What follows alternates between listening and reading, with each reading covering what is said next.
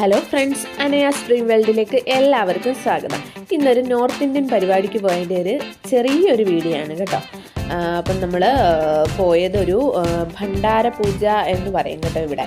അതായത് നമ്മുടെയൊക്കെ നാട്ടിലെ നേർച്ച നടത്തത്തില്ലേ, അപ്പോൾ അതിന് നമുക്കൊരു ക്ഷണം കിട്ടി. അപ്പോൾ ഹസ്ബൻഡിൻ്റെ കൂടെ വർക്ക് ചെയ്യുന്നൊരു സീനിയറാണ് അദ്ദേഹം. അപ്പോൾ അവിടെ അദ്ദേഹം നമ്മളെ ഒന്ന് ക്ഷണിച്ചു. അപ്പം നമ്മൾ ഫാമിലി ആയിട്ട് പോവുക കേട്ടോ.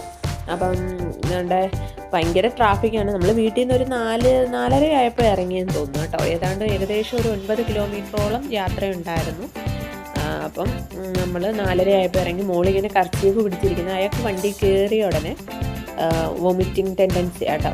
അപ്പോൾ അതുകൊണ്ട് എത്ര ദൂരം ആയാലും ആ ഒരു ഇരുത്തം ഇങ്ങനെ ഇരിക്കും, കർച്ചീഫ് ഇങ്ങനെ പിടിച്ച് ഇങ്ങനെ ഇരിക്കും കേട്ടോ. പിന്നെ സംസാരിക്കത്തൊന്നുമില്ല, പിന്നെ ഇറങ്ങുന്നിടം വരെയും മിണ്ടത്തില്ല, അങ്ങനെ തന്നെ ഇരുന്നോളും. അപ്പം നമ്മൾ ഫസ്റ്റ് ടൈമാണ് കേട്ടോ നോർത്ത് ഇന്ത്യൻ പരിപാടിക്കൊക്കെ പോകുന്നത്. ഇവിടെ വന്നിട്ട് ഇങ്ങനെയൊന്നും പങ്കെടുത്തിട്ടില്ല. നമുക്ക് ക്ഷണം കിട്ടിയിട്ടുണ്ട് നേരത്തെ, പക്ഷെ നമുക്ക് അങ്ങനെ പോകാൻ കഴിഞ്ഞിട്ടില്ല കേട്ടോ. ഫസ്റ്റ് ടൈമാണ് പോകുന്നത്. അപ്പോൾ അതിൻ്റേതായ എക്സൈറ്റ്മെൻറ്റ് ഞങ്ങൾക്ക് ഉണ്ടായിരുന്നു. ഞങ്ങൾക്ക് 3 പേർക്കും, എനിക്കും മക്കൾക്കും. ഹസ്ബൻഡ് നേരത്തെ പങ്കെടുത്തിട്ടുണ്ട്. അപ്പോൾ ഞങ്ങൾക്ക് അതിൻ്റേതായ ഇതുണ്ടായിരുന്നു, ടെൻഷനും ഉണ്ടായിരുന്നു കൂടെ എനിക്ക് കേട്ടോ. കാരണം എനിക്ക് ഹിന്ദി സംസാരിക്കാൻ അറിയത്തില്ല. അപ്പോൾ എൻ്റെ അടുത്ത് എന്തെങ്കിലും ചോദിച്ചാൽ ഞാൻ എങ്ങനെ മറുപടി കൊടുക്കുമോ എന്നൊക്കെ ഉള്ളൊരു ടെൻഷൻ ഉണ്ടായിരുന്നു. പക്ഷെ ഞാൻ ഇവരെ 3 പേരെയും പറഞ്ഞ് പഠിപ്പിച്ചുകൊണ്ടാണ് ഇവിടുന്ന് പോയത്.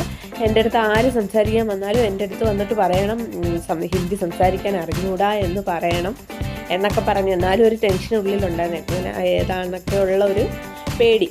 എന്നാലും പിന്നെ ഇതറിയാനുള്ളൊരു, ഇതിനെക്കുറിച്ചൊന്ന് കാണാനുള്ളൊരു എക്സൈറ്റ്മെൻറ്റും ഉണ്ടായിരുന്നു കേട്ടോ. അപ്പോഴത്തെ പാതിക്കായപ്പോൾ മോൻ ഉറങ്ങിപ്പോയി. കാരണം ഇയാളെ സ്കൂളിൽ നിന്ന് വന്ന ഉടനെ കൊണ്ടുപോയത്, അതിൻ്റെ ഒരു ചെറിയ ക്ഷീണം ഉണ്ടായിരുന്നു കേട്ടോ. പിന്നെ അത് കഴിഞ്ഞ് നമ്മളവിടെ ചെന്നു. ഒരു 6:30 കഴിഞ്ഞപ്പോഴത്തേക്ക് നമ്മളവിടെ ചെന്നു കേട്ടോ, വൈകിട്ട്. അപ്പം അവിടെ തുടങ്ങിയിട്ടില്ലായിരുന്നു. നമ്മൾ ചെന്നതിന് ശേഷമാണ് എല്ലാം സെറ്റ് ചെയ്ത് തുടങ്ങിയത്. അപ്പം ഇതാ ഈ ഫോൺ പിടിച്ചുകൊണ്ടിരിക്കുന്ന ഈ സാരി ഉടുത്തിരിക്കുന്ന ആ മാമാണ്. പിന്നെ ആ നീല കോട്ടിട്ടേക്കുന്നില്ലേ, ബ്ലൂ കോട്ട്, അവരെ ഹസ്ബൻഡ് ആൻഡ് വൈഫാണ്. ഇവർ ബംഗാളുകാരാണ് കേട്ടോ. അപ്പം ആ രീതിയിലല്ല ഈ പൂജ ചെയ്തേക്കുന്നതെന്നാണ് ഹസ്ബൻഡ് പറയുന്നത്. കാരണം അവിടെ വേറെ രീതിയിലാണ്, മാറ്റമുണ്ട്.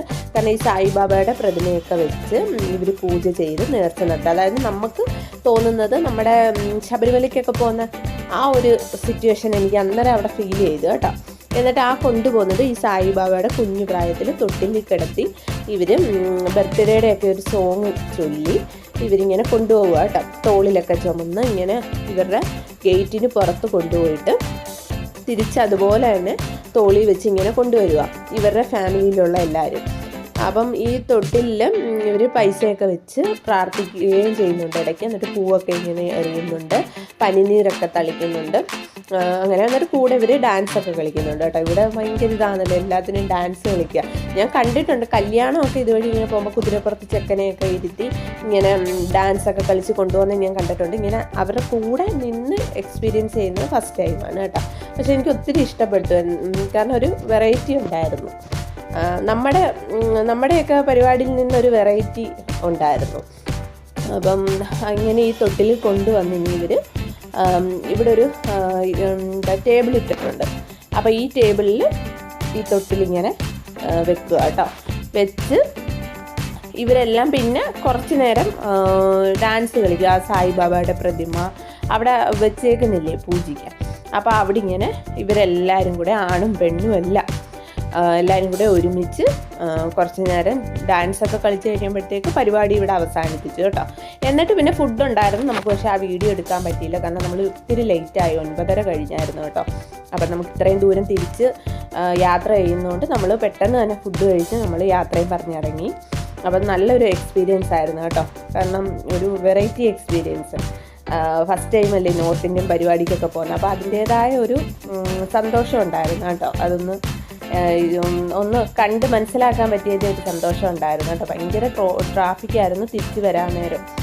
കാരണം ഡൽഹിയിലൊക്കെ നിന്നവർക്കറിയാം, ഇവിടെ വണ്ടിയൊക്കെ അടുത്തുകൂടി ഇങ്ങനെ ഉരച്ചോണ്ടാണ് പോകുന്നത്. ഇവിടെ സ്ഥലമില്ലാത്തതുകൊണ്ട് ആ രീതിയിലാണ് ഉണ്ട്.